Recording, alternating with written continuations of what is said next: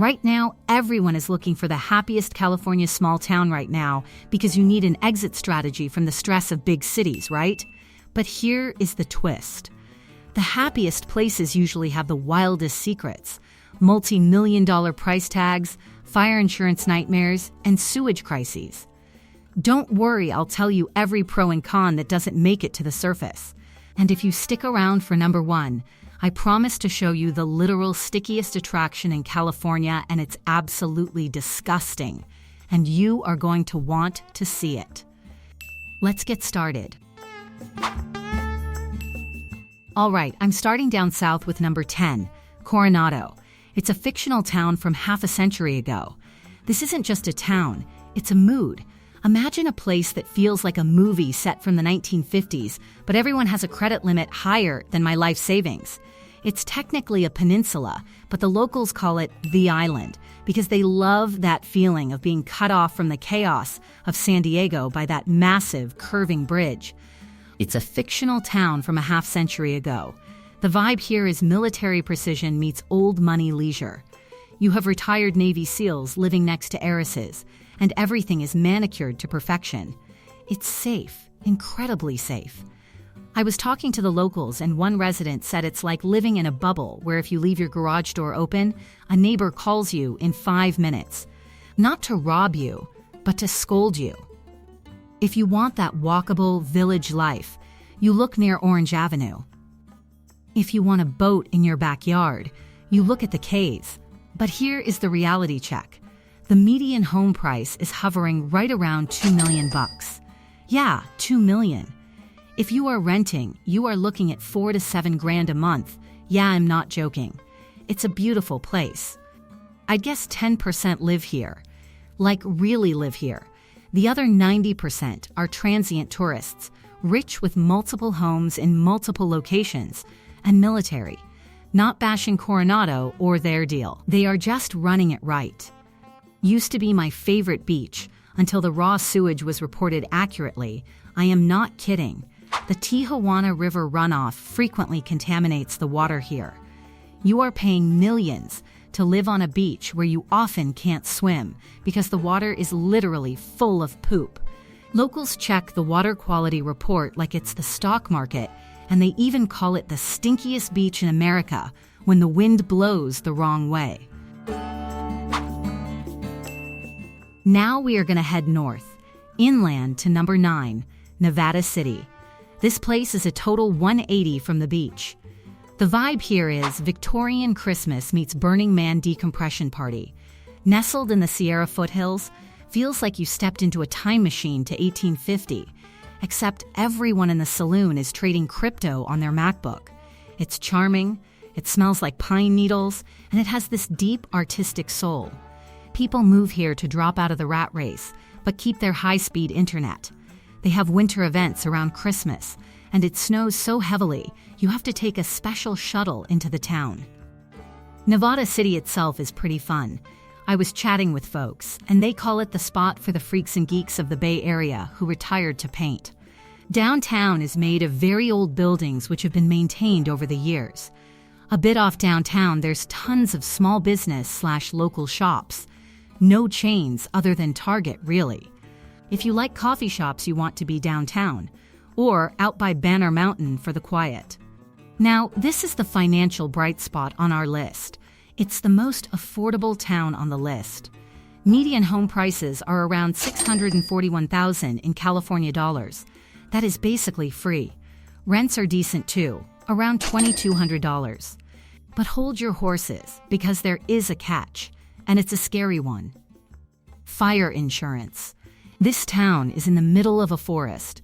Major insurers are pulling out of the zip code left and right. Locals are being forced onto the FAIR plan, which costs a fortune for barely any coverage. You might be able to afford the mortgage, but the insurance bill might bankrupt you. Rolling back to the coast for number 8, we have CARPINTERIA, or CARP as the locals call it. They claim to have the world's safest beach, and honestly, the vibe is like a warm hug from a surfer grandma who grows organic avocados. Great place to raise a kid. You really can't beat it for the perfect Southern California family town. Carp has an awesome but super boring small town vibe. It's incredibly laid back. It's not as bougie and stiff as Montecito up the road. The happiness here comes from simplicity. People here work to live, they do not live to work. You clock out, you grab a burger at the spot, which you have to do by the way, and you watch the sunset. I dug into the carp, and let me tell you, these locals are fierce about keeping it small. They are terrified of Montecito-fication. Carp is wonderful, and Concha Loma is the perfect neighborhood for that classic feel where kids still ride bikes in the street. But the secret is out, folks. Median home prices have shot up to $1.4 million to $1.6 million. Rents are brutal, averaging nearly $4,500 because there is just nowhere to rent. And here is the drama. The Surfliner Inn. There is a massive civil war in town over a proposed hotel development downtown. Half the town thinks it will destroy the charm, the other half wants the revenue. Also, avoid living right next to the train tracks unless you love the sound of the Amtrak horn at 2 a.m. Number 7 is for those of you who like your happiness served with a side of fog and a sweater. Half Moon Bay. The vibe here is rugged, agricultural, and quiet. It feels like a farming village that just happened to fall off a cliff into the Pacific. It's sleepy in the best way. People are generally more laid back. The happiness factor is nature. You have the coastal trail, the redwoods, and Maverick surf break. It's quiet at night, lots of nature, beautiful coast, decent hiking and biking trails. It's an escape from the tech hustle of Silicon Valley, even though it's just over the hill. But you have to embrace the June gloom. Locals were very clear about this. If you need sunshine every day, do not move here. You will be miserable. One guy called it the fog tax you pay for the view. Arleta Park is a solid neighborhood to check out. Price-wise, since it's commutable to Palo Alto, it ain't cheap. Median homes are $1.5 million to $1.7 million. Rents are around $3,800.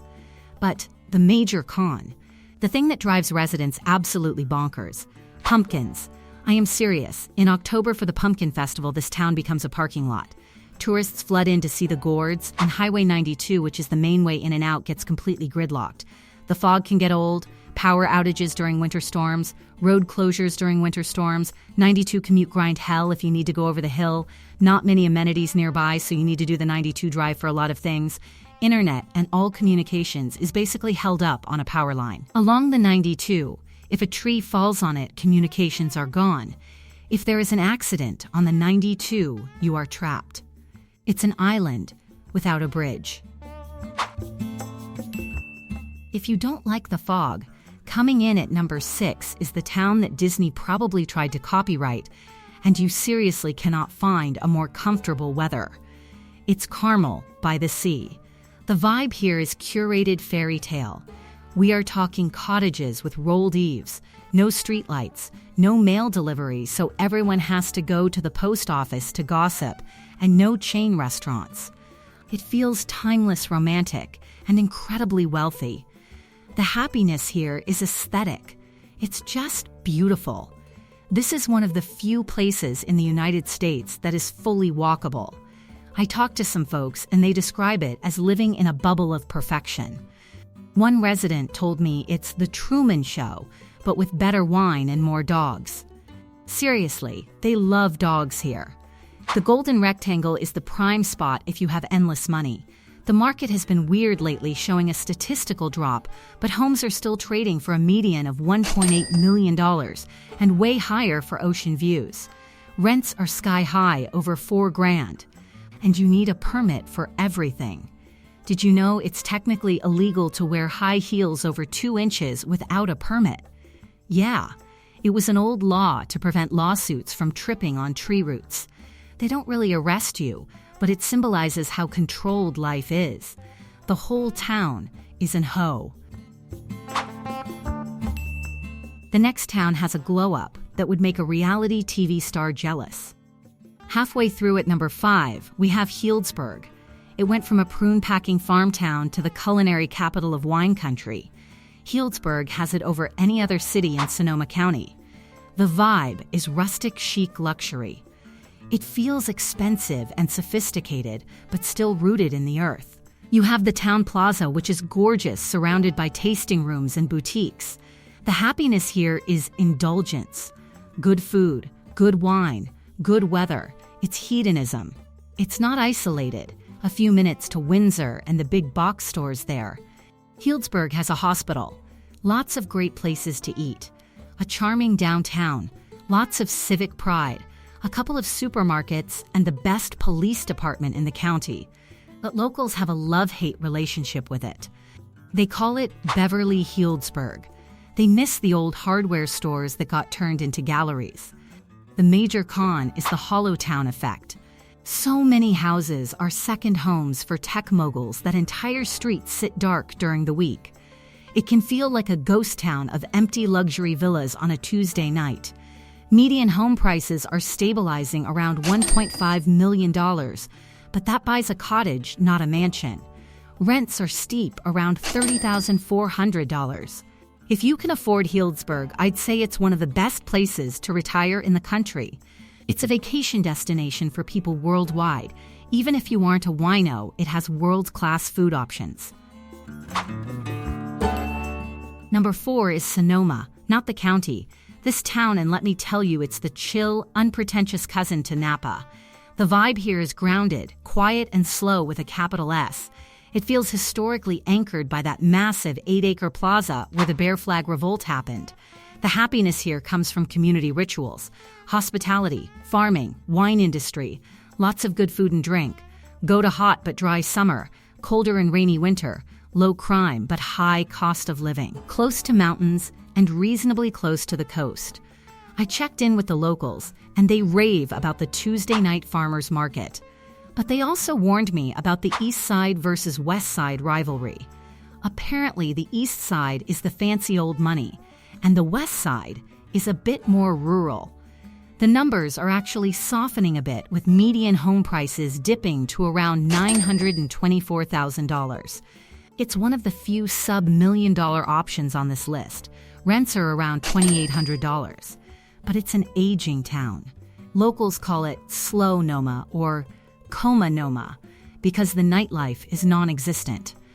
If you are under 40 and single, good luck.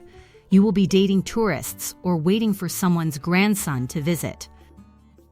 Picnicking on the plaza is practically a religion. And did you know the chicken got evicted from Sonoma Plaza? Because he couldn't afford the rent. No, seriously, there was a literal war over the feral chickens in the plaza a few years back. Half the town wanted them protected, half wanted them gone. The chickens lost.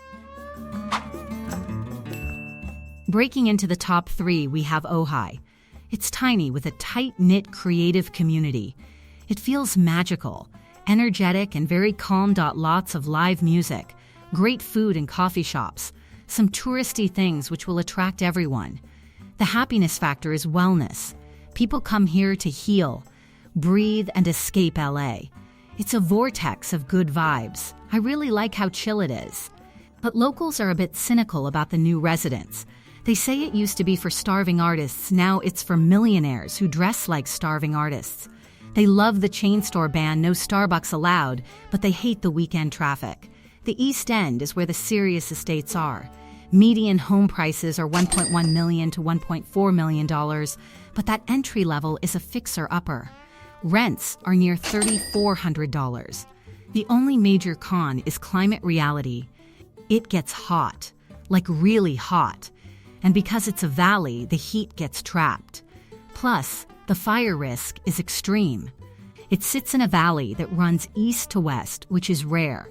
And it creates this phenomenon called the pink moment at sunset, where the mountains glow like strawberry sorbet. OJAI has always been and still is awesome. I feel bad for everyone who likes it and can't afford it. The entire Central Coast is amazing. Solvang, Buellton, Los Olivos up to Avila Beach, Ag. Very expensive, mild weather year-round, and the best wine in the world. And runner-up at number 2 is Solvang. Welcome to Denmark of California. The vibe here is relentless, whimsy and too many tourists. Got windmills, thatched roofs, stork statues and the smell of butter cookies everywhere. Happiness is rooted in charm and festivities. It's hard to be sad when you are eating an Abelskiver that is a pancake ball on a street that looks like a Hans Christian Andersen story. I talked to some locals, and interestingly, they also have a love-hate relationship with Danish days. One mentioned, it's the weekend we all leave town because the tourists take over. But they admit in the off-season, it's incredibly safe and walkable. Neighborhoods like Skit Mesa offer more traditional homes away from the tourist madness. Median home prices are around $1.3 million, and rents are nearing $3,000. The major con is the Truman Show effect again. Living in a theme park gets old. Locals complain there are no normal shops. If you need underwear or a hammer, you are driving to Buellton. You cannot buy essentials in a town made of souvenir shops. It can feel fake. Everywhere along the central coast of California, from Santa Barbara up to Monterey, is paradise weather-wise. But I would still choose Nipomo, Shell Beach, Morro Bay, or San Luis over Solvang, though. And finally, the #1 happiest small town in California right now, the undisputed champion, San Luis Obispo, or SLO. The vibe here is collegiate utopia, the best college party town, beautiful and expensive. The fact that it's a college town, unless you have a job tied to the university, it isn't really viable career-wise. Or if you're in your 20s, it's great, but if you are older, you might not like living in neighborhoods surrounded by college kids. It feels young, vibrant, healthy, and smart. It was famously dubbed the happiest city in America by Oprah years ago, and honestly, it still holds up. Why? Because happiness here is engineered. They banned drive-thrust to force people to get out of their cars. They built bike lanes everywhere. They protected the green hills surrounding the town, so it never feels like urban sprawl. Happiness is structural. I dug deep into SLO, and the locals generally agree it's paradise, but you pay the sunshine tax. They say you will be happy here, but you will be broke. And the major catch you need to know before you pack your bags: it's a medical desert. That's a big no for retirees. It's expensive and kind of isolated. It's semi-rural around the city. There is easy access to nature and a beautiful but chilly beach nearby. Downtown is cute and family-friendly. The Thursday night farmers market is legendary. It's not just veggies, it's a massive street party with Berber tri-tip that smells like heaven. It's an absolutely amazing place, but unfortunately, like all California towns, it hasn't invested in any housing in the past decade and is incredibly NIMBY, so housing is really expensive. If you want to buy a single-family home, it's over $1 million now. Median home price is a stable $1.1 million. Rents are around $2,900, driven by the students. If you can make it work, though, it's a great place to raise kids and have a quiet life. I'm not a small-town guy, but I could live there in a heartbeat. And what is the stickiest attraction in California? Bubblegum Alley in SLO, a 70-foot wall covered in chewed gum. Locals think it's gross. Tourists think it's art. And the city thinks, well, at least they are walking. So there you have it.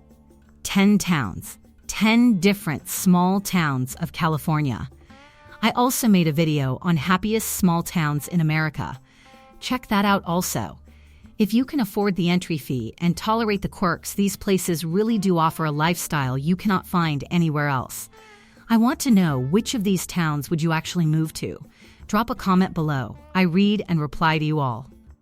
Don't forget to like this video if you learned something new, and subscribe for more deep dives into the real America.